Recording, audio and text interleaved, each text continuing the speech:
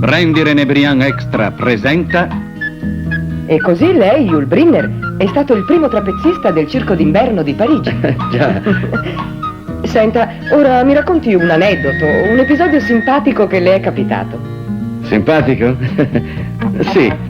Proprio ieri ero entrato in un negozio per comprare qualche disco. Quando...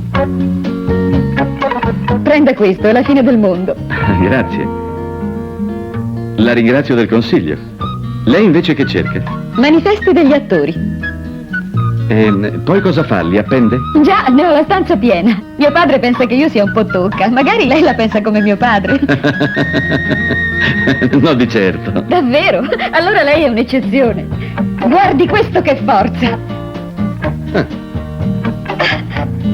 Ah, ma lei è Yul Brynner.